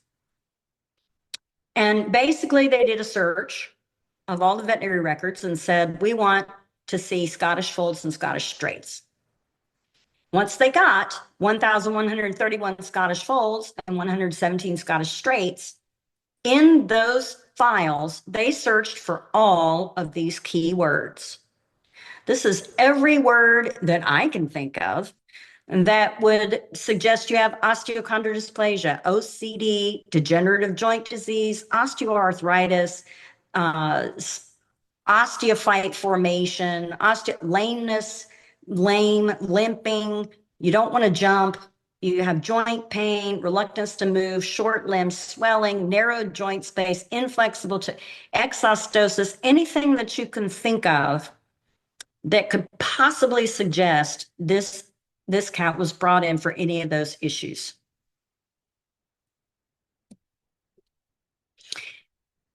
Then they went and looked at those files. If you had lameness because you had ingrown toenail, then you were excluded. But so they actually looked at each file and found out if they were given an OCD diagnosis. And there was only 12 cats that were diagnosed with OCD. And this is, again, that very interesting phenomenon. The age of diagnosis of OCD is 20 months. This is not a disease of a 7-year-old cat, an 8-year-old cat. This is a disease of the young. Then they had suspected OCD in 69 cats. And in those suspected, the OCD median age was 98 months. So that's much older. Now, the problem with diagnosing OCD in cats that are much older is that cats tend to have arthritis when they're older. They're very hard on their joints anyway. And there's studies done with hundreds, and I mean 700,000 cats in studies that show that after you get to be about 7 years old, most animals, most cats, have osteoarthritis in at least one joint anyway. And that goes up, obviously, with age. So the problem with saying a cat has OCD at an older age is you really get to where it's almost impossible to separate out a very bad arthritic joint of 10-year-old. And of course, no difference noted in sex, but because of this age issue, like for my study, any cat over the age of 7 was excluded. Actually, also, I excluded kittens in my study and only included cats age 1 through 7. And my study was critiqued because I did not use kittens. And again, as we've talked about, this is a disease of the young. And people who have studied this before know that it can show up at a very young age. So the results of this study from Australia with over 1,000 Scottish folds indicated a low prevalence. Isn't that really what we want to know? How often does this terrible OCD really happen? So the prevalence rate was 1.1%. If you were going to get diagnosis, you were going to get it before you're 30 months old. And their recommendation was to scan your cats and check your cats for skeletal health before they're 30 months old. And if they have issues, do not use them in breeding programs. But that was their finding. So I want to leave this here for a second.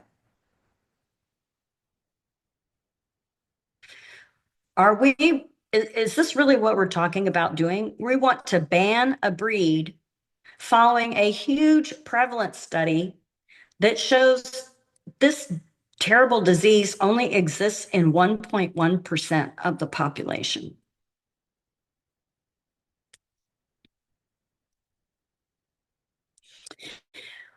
So, what future research can we do to help our breeds? The Manx breed, for example, also under fire along with our Scottish Folds. Another reason why we discuss this with Scottish Folds is I'm trying to show you ancient research is not always the best research. We need to look at recent research, prevalence studies, things that have DNA testing behind them. We need to learn from this because the Scottish Folds are under fire for this, and it may be irrationally so. Is it the same for Manx? So the Manx have been around for 100 years, one of the earliest of the identified breeds. So what is the Manx syndrome? So the Manx syndrome really speaks to lameness, incontinence, constipation. It's kind of a form of spina bifida.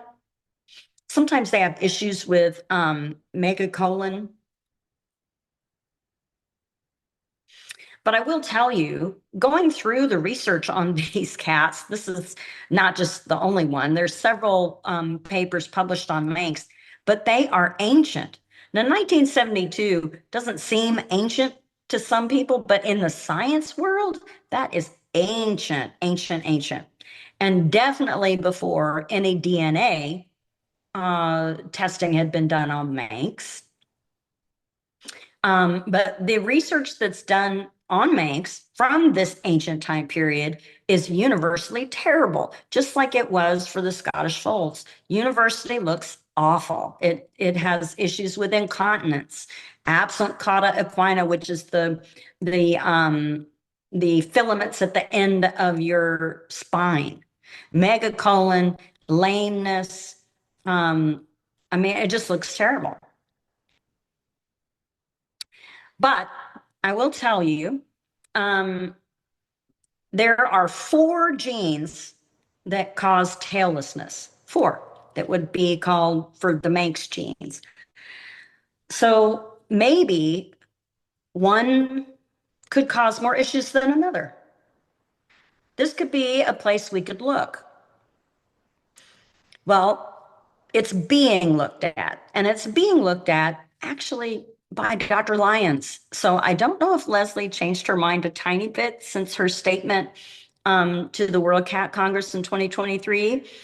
But she is doing just that. She is looking at the 4 different types of DNA for Manx, and then she's contacting the owners and discussion with pedigrees and any health conditions, what type of tail they have, if they have rumpies or rumpy risers, whatever version of tail they may or may not have, and to see if there's any correlation between one gene is much worse than another gene. And it's possible we could save the Manx as a breed by saying we need to focus on this gene versus some of the other genes.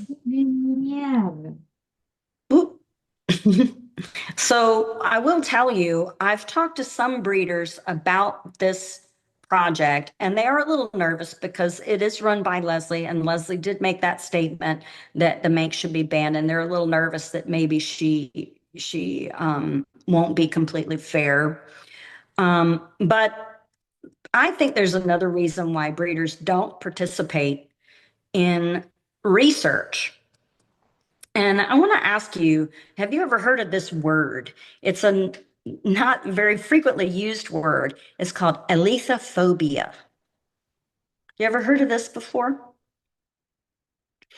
We'll come back to that.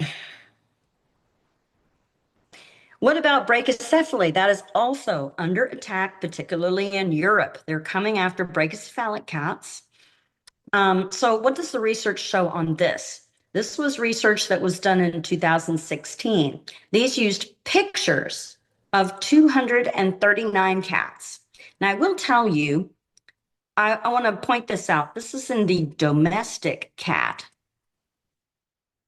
So this isn't in a particular breed. This is domestic cats. So they find maybe cats in a, in a pound or that are brought in that are not any particular breed that have a shorter face. And then they gave questionnaires to owners and said, do your cats breathe? How does that relate to exercise? So in this study, the shortness of the nose did relate to difficulties breathing that had been previously shown in dogs. So basically, they were trying to show that in cats, the brachycephaly also has the breathing problems that they have seen in dogs. And, there's a good point there. The dog world is also very much under attack with regards to brachycephaly, extreme hypertype, and potentially having unhealthy breeds. So we're all kind of in this together as breeders of companion animals. This study is interesting, 2021. Probably a very expensive study, I would think, since we used these CT scans. This is talking about brachycephaly with regards to exophthalmos, reduced airway passages, and dental malalignment in Persian cats. So this is a breed. This isn't general domestic cats. This is a breed. And these cats in this study were from breeders. And basically, they did these head CTs, and they did a lot of measurements to try to determine inside volume of the respiratory passages and the sinuses. So here's some more of these studies where they tried to determine the internal volume of some of these sinuses. 69 Persian cats, CT of the head, and they examined them with 3D models and they measured. So what did they find? So it did seem to appear that cats with brachycephaly had what we call exophthalmos. Those are like very protruding eyes that we see in Persians. And this appears to be related to corneal abrasions and corneal sensitivity. To me, this is not like not to be strange about it, but not an eye-opening finding, because exophthalmos, you have the eyes that protrude a little more, they may be more likely to get scratched or what have you. They also found that the shortening of the jaw appears to have dental malalignment in pretty much one tooth, which is kind of interesting, in the upper jaw of Persians. So the fourth maxillary premolar tooth does seem to be malaligned because of the shorter face. I'm not sure the significance of that, to be honest. But there were a couple other findings that I thought were interesting. There were more stenotic nares. You remember the stenotic nares we talked about with folds in Persians, but this did not appear to be correlated with difficulties with respiration. So this is a little bit different than the previous study with the domestic brachycephalic cats. So even though they had the shorter faces and maybe even more stenotic nares, they didn't actually seem to have difficulties breathing. So, and you remember this cat here that we had shown. It's not particularly brachycephalic. It's got a shorter than maybe a domestic cat's face, but it's not particularly short with a muzzle length. But it's got the worst stenotic nares I've ever seen. Maybe stenotic nares are not necessarily related to brachycephaly. They're related to poor breeding practices. What they did not find in the Persian study, the areas of the nasal airways were significantly smaller in the Persians. However, there was no correlation between these areas and the grade of brachycephaly. It didn't matter how short your face was. That was not related to the nasal airways. And they weren't quite sure what to make of that. So the lack of correlation between the airways and the grade of brachycephaly seems implausible, or at least unexpected. As it was previously shown, a shorter muzzle respiratory compromise in cats. This is some of their in their discussion portion of their paper. They were not quite sure why the shorter face of the Persians did not result in respiratory compromise in this study.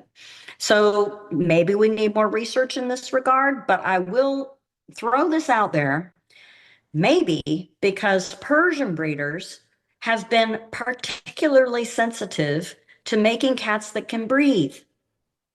So even if they have brachycephaly, the Persian breeders over time have worked very hard to make sure they're healthy. So maybe we should be doing research on things like Persians that come out of breeders' homes instead of traits like brachycephaly that come from the street. As we saw with the poll with the Scottish Folds, who has a pedigree and who does not, the ones with pedigrees we're assuming come from breeders who care, and they have less issues than breeders who don't. So maybe this is kind of what we're seeing in the Persians for this study as well. So this was another study that came out in 2022. This was another kind of questionnaire study of general brachycephalic cats. So not really Persians, but they showed that brachycephalic cats had snoring, nasal discharge, coughing, and issues. So again, we've got now back and forth with the one that was published with Persians that said they really didn't have more respiratory issues, with now just brachycephalic cats of domestic short hairs or domestic long hairs having issues. So we might need to look at that a little bit more to find out where the truth really lies. Alethophobia. This word means a fear or dislike of the truth. It leads to avoidance, anxiety, and psychological stress. So, as a Scottish Fold person, I can tell you, doing a study to see if Scottish Folds are unhealthy was petrifying. Because what if they were all crippled and I just was blind to it, or I didn't realize, or whatever? This is not something I want to feel like I have done. Same, I would think, with Manx breeders. If we find out that none of those 4 genes can be done safely, do we really want to know that what we've been doing for the last 20 years is unethical? Now, let me tell you, I love DNA. I am a DNA person. I love it. But DNA science is not enough. I know we've got some DNA for example, for HCM testing. Some new breeders come along and they say, oh, we have a DNA test for HCM for Sphinx. I'm going to test for that. And, anything that has it, I won't breed. And anything that doesn't have it, clearly, they're completely free of HCM. And so the study in 2021 said, hey, we found a gene that can predict HCM in the Sphinx. And so then it became a test. But in 2024, we found out this gene is not at all related to HCM. This is one of our oops moments with DNA. The Sphinx HCM test is not related to HCM at all. Oops. So we cannot just sit back and let DNA scientists work on this. We need to have other research ongoing to find out about the health of our breeds.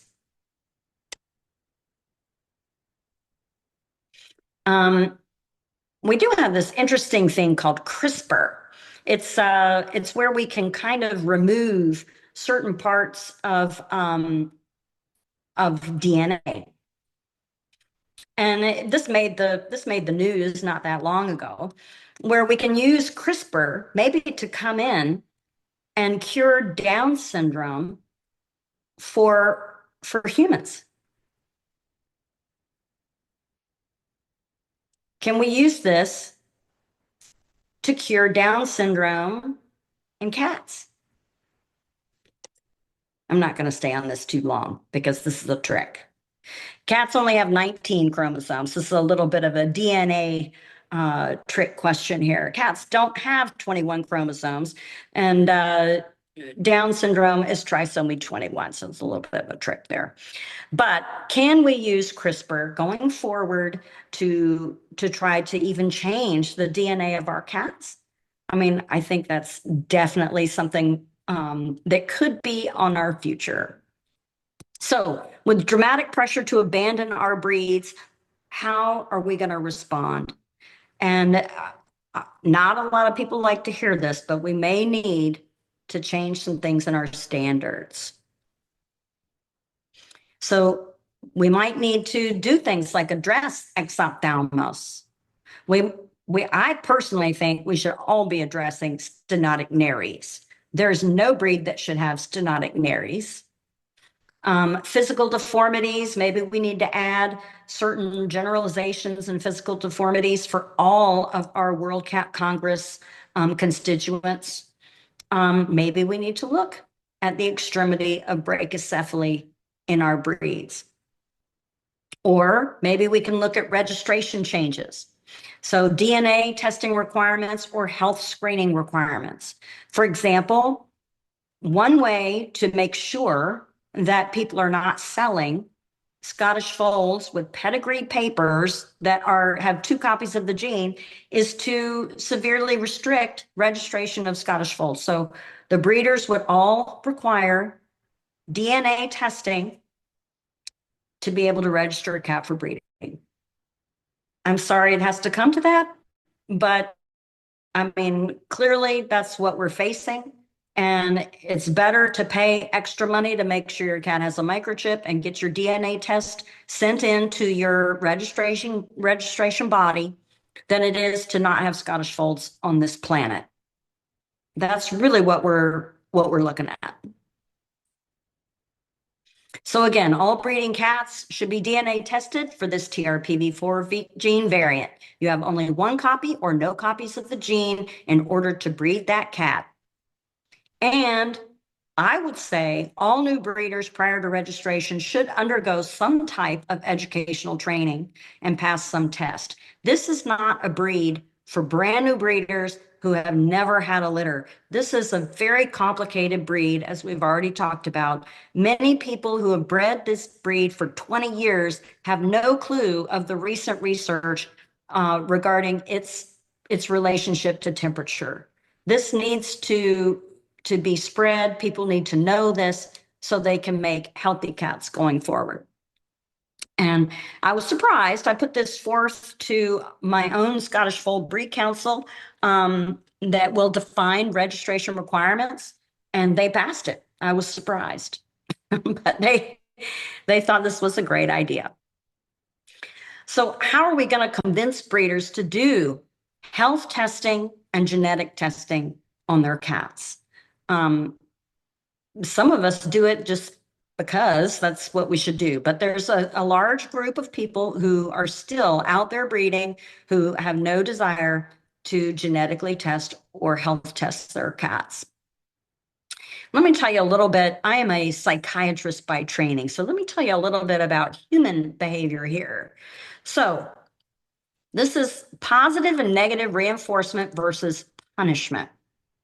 So let me tell you, positive and negative reinforcement, the idea is to increase a frequency of a behavior.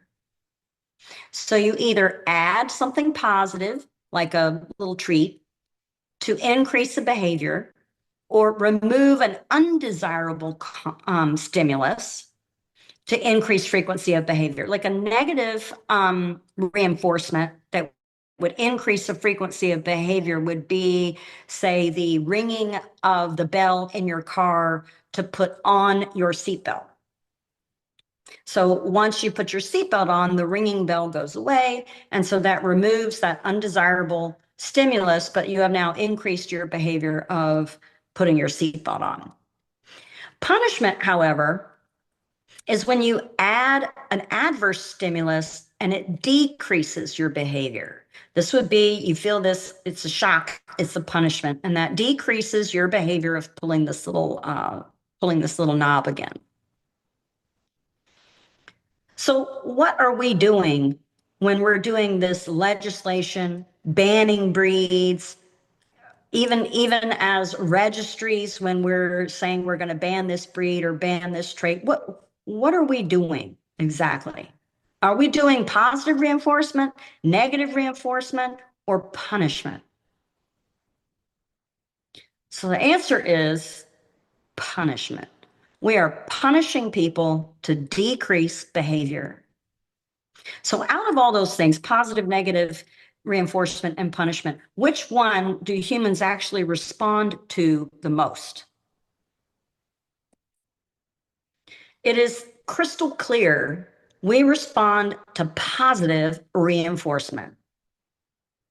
We do not respond to negative reinforcement or punishment near as much as we respond to positive reinforcement. It works on behaviors in your organization and work. It works for everything.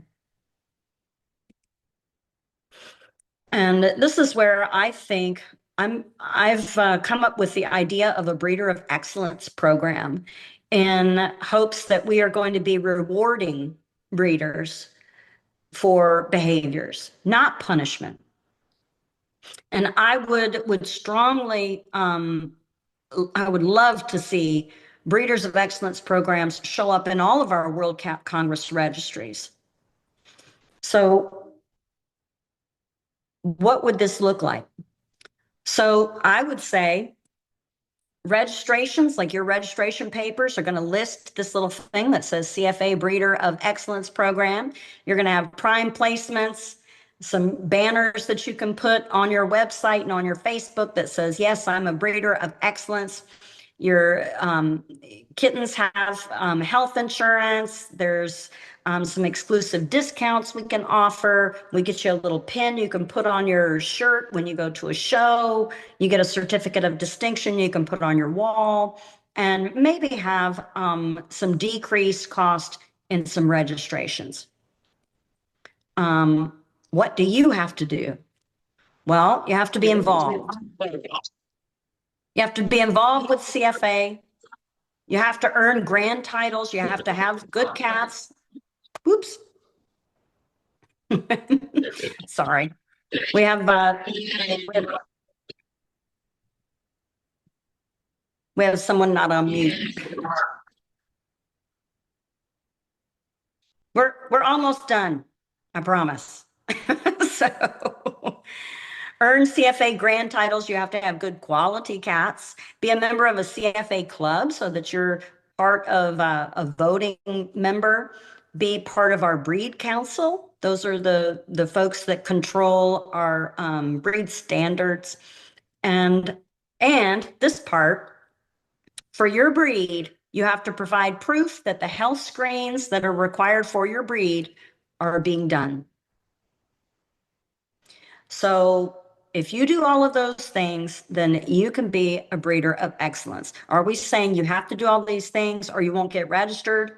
We're saying you need to do all these things and you can be a breeder of excellence.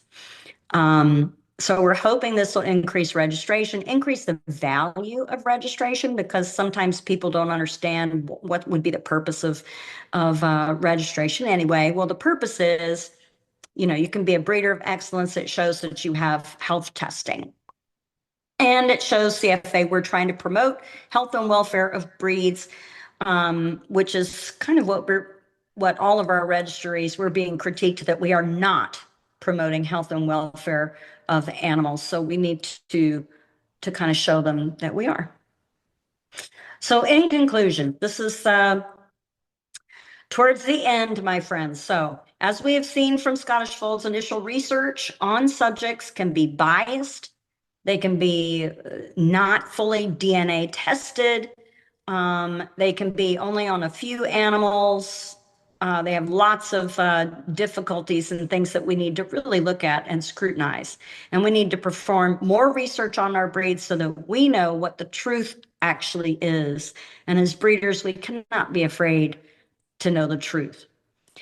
We may need to change our standards. If we do determine that those traits are detrimental to the health of our breed, we may need to dictate registration rules for those breeds that have easily testable issues that can be extremely devastating. I think folds would be in that group for sure. And to improve the overall health of breeds, maybe we should, as registries, focus on positive reinforcement and less on negativity and punishment. And that, my friends, is the last slide. I think now we have some time for some questions. Thank you. I will just thank you so much, Marilee. It was great webinar. It's the first webinar of the Animal Welfare Commission, and I'm very proud that you could do it. And I know also that you promised to help us, WCF, in our procedure to the EU Parliament. You agreed with Mrs. Ackman if you can help us, and I know you will do it. So thank you so much for that. I also, yes, some very small things. I also apologize. Maybe some people thought it will start it later, I think 7 p.m. It was just a very small mistake because Jen, the lady, the member who organized the very well the seminar technically, was in the Philippines when she sent the email. So that is maybe the reason why the last invitation was said that it will start at 7. So we apologize for this, and we registered your presentation, so the people who want to listen the beginning can ask, and we will send it. Again, I wanted to introduce the members of our Animal Welfare Commission. Ines Gulish, I think she was online. Irina Sannikova, Kelly Johnson, I forgot her previously, Jane Sirada, Natalie Brusov, Kelly Johnson, yes, and myself. Thank you so much for questions. It's open for the questions. Good evening to everyone. Actually, good day. Hello. It was really wonderful lecture. I enjoyed from the moment when I joined. I was one of that who joined at 7 o'clock. Sorry for that. Anyway, I have a question as a judge. I may say that I'm very happy that I didn't notice a lot stiffened tails in Scottish Fold or Highland cats lately. And that is the plus, actually. That is really positive. in the cat fancy at the shows, but there was few, not too much, maybe only two, and both of those two examples had not so folded ears. Actually, the ears was like that. You mentioned a heat-relating gene, but also I'm thinking, is it universal for that problem with the joints and with too high setted ears? Is it a universal problem with not good fold examples, or it is just about heat? Yes, I think it's all related, to be honest. So I think now you will find exceptions to this, I think. So every once in a while, I find a cat with very folded ears that still does have a stiffened tail or issues with their feet. But as we saw, I don't know if you got to see the video of the small cat that had the very stiff tail and walking with the limp. The ears on that little kitten were very much up. So I do find that some of the absolute worst ones with tail and OCD in the feet do have somewhat lifted ears. And I think this is just kind of further activation of the gene. When it's first activated, it makes them go very, very tightly folded. And then as it gets more activated, it kind of adds more calcium to that ear. It starts to come up a little bit and looks a little strange after that. So I do think the two are in general related. Thank you. I do want to say also that if there are some that missed the very beginning of this talk, I am giving it again. For Asia, it'll be, I guess, 7:30 p.m. Asia time. I'm not sure what that'll be in where you live. But you can maybe get with Jan and try to see the first part of it live if you wish, or I think she's going to have a recorded copy also. Yeah, I have to do. Thank you. That.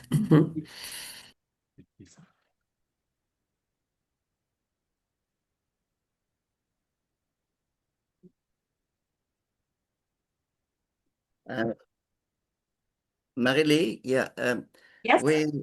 we have 5 points for condition in our standard. So because you noticed, yes, we have a 5 point for condition. Yes.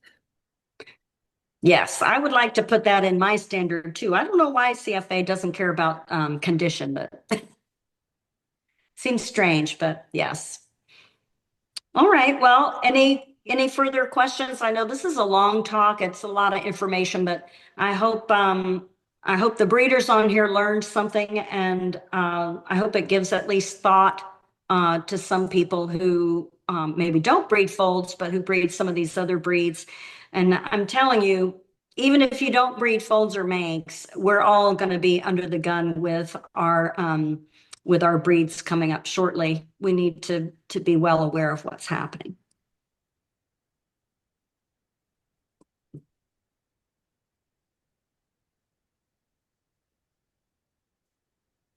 Vous avez des questions?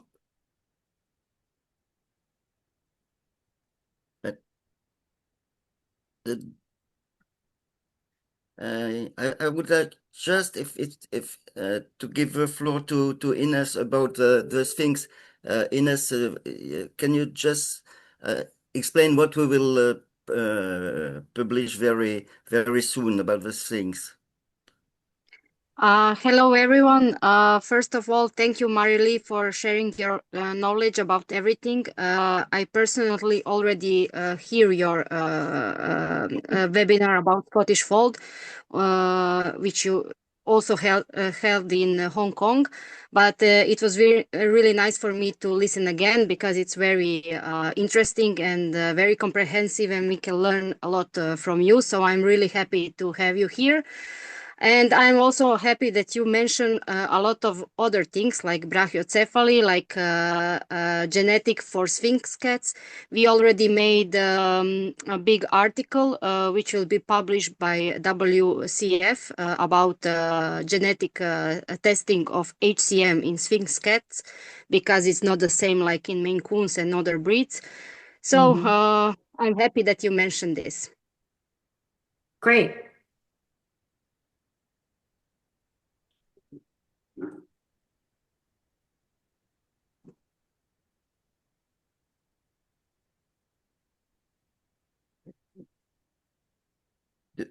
I have a question. Do we have breeders attending now the seminar?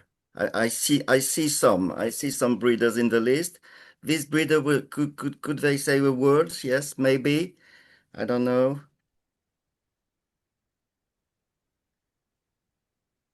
I think it was a very important webinar, really. A lot of useful informations here, and this is there was a lot of good information as for breeders and for judges, I think.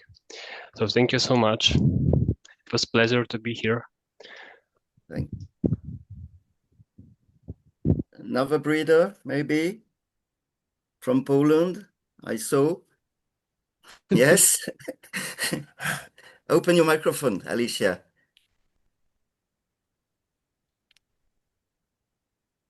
Now it's working? Yes, it's working now. Yes. Okay. I heard that you spoke a little bit about medical treatment of the Scottish Fold. I'm a Scottish Fold breeder and also judge. And you spoke about glucosamine and the chemical something and radiation. And it's just help, or it can help a little bit prevent to have the OCD. So I can't tell you, there's nothing that we have on prevention. So I don't have any evidence that giving joint supplements can prevent OCD. There's just not been any research on it. I don't personally see how it would hurt. I think most of these supplements are pretty easily tolerated. So I do give some supplements myself to my breeding cats, but for the evidence, we just don't have any evidence of it for prevention. The treatments, like we discussed, are pretty minimal and don't work incredibly well. So my best advice is to know how this gene works, to keep your cats quite cool. I mean, I don't let mine go outside. They don't get into a hot vehicle or a hot car. They need to stay very cool. And also just the health of your breeding cats. If you have any cat that develops stiffness or lameness, you just have to remove it from your program. It doesn't matter how beautiful it is. It has to be gone. So this is a very heartbreaking breed. In my opinion, it's very tough to do. It should not be done by brand new breeders who have never bred cats before.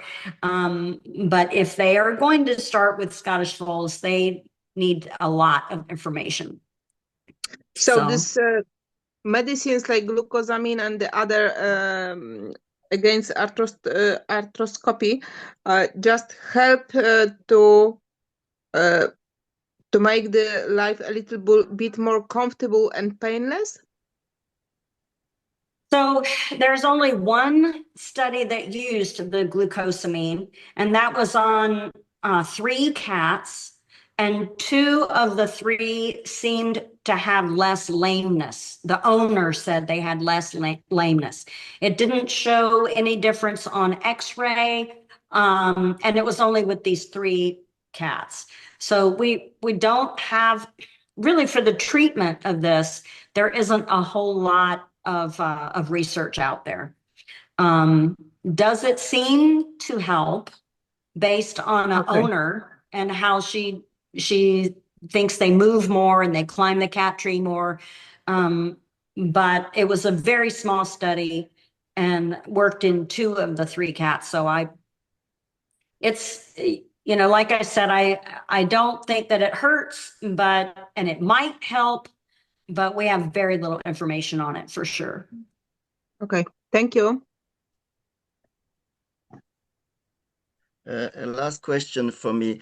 When I'm judging sometimes the Scottish and when I feel the back, I have the impression sometimes that the cats are reacting.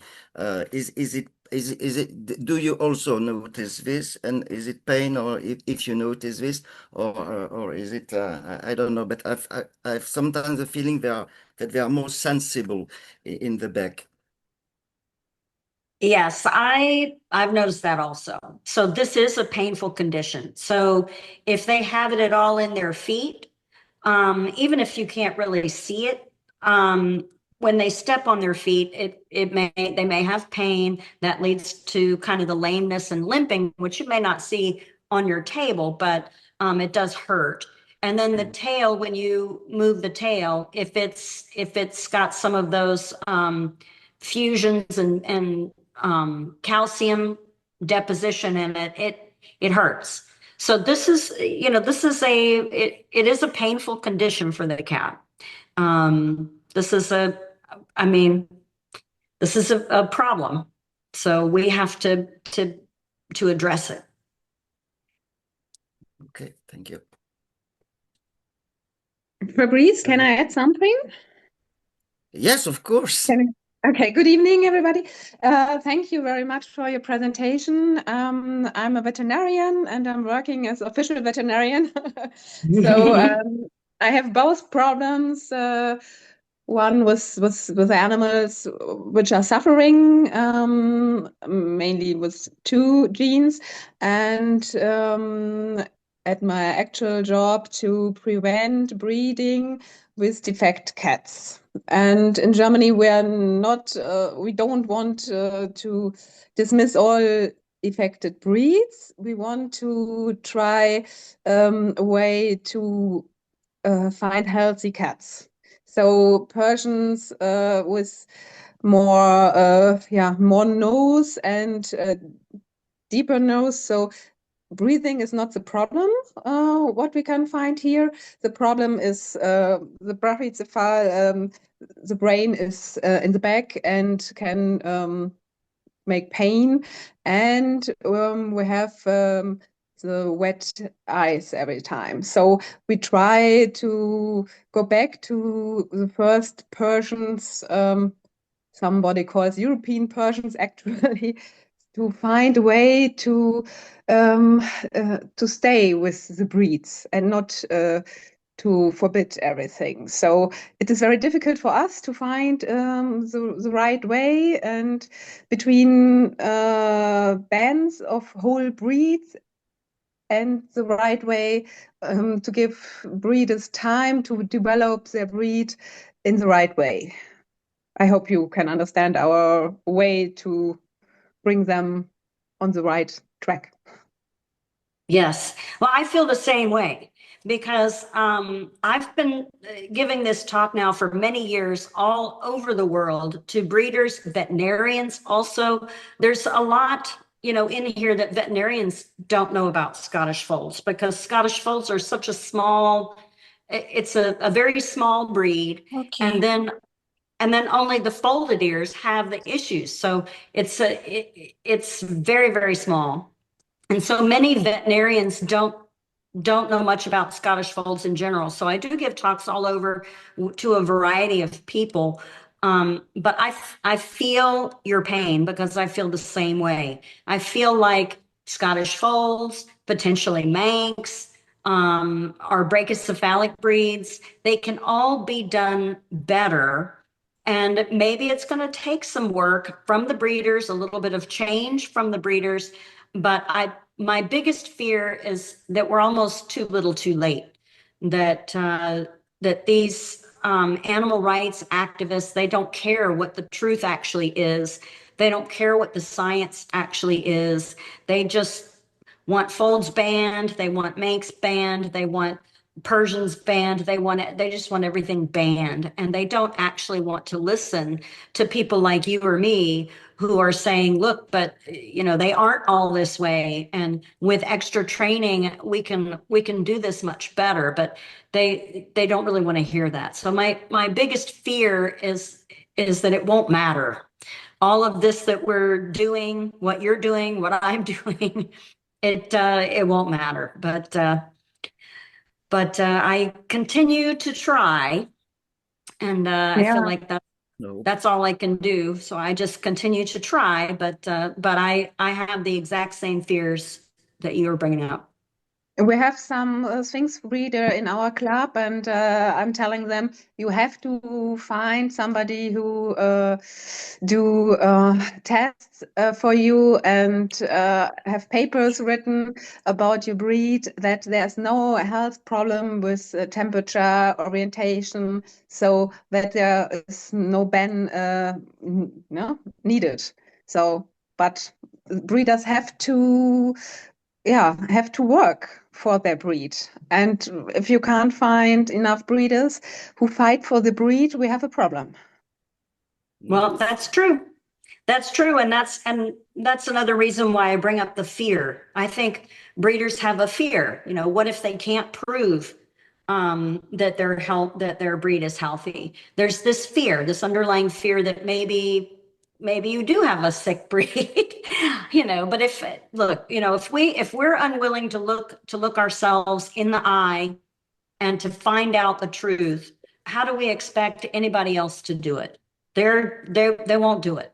So we're the ones that have to do it, and we have to have the bravery to do it, and the willpower to do it. Yeah. More questions or remarks? Nobody. So I would like to thank you. Marilee, it's okay for you? I would like. Yes, great. I will thank you so much. I think we were more than 40 online to listen to your presentation, and I think everybody agreed. I see a lot of arts at the end of the presentation, and the next webinars will be about, of course, this issues you mentioned, brachycephaly, and all the defects, and all the for the Sphinx also, why with the problem of whisker pads for the Sphinx. So we will propose it as soon as possible. Yes, it's true. We are late. You're right, Marilee. We started late. We knew this a long time ago, but now we have really to work. We're breeders, judges, club members, club organizers. We must work all together to make research, to make information and education. So thank you.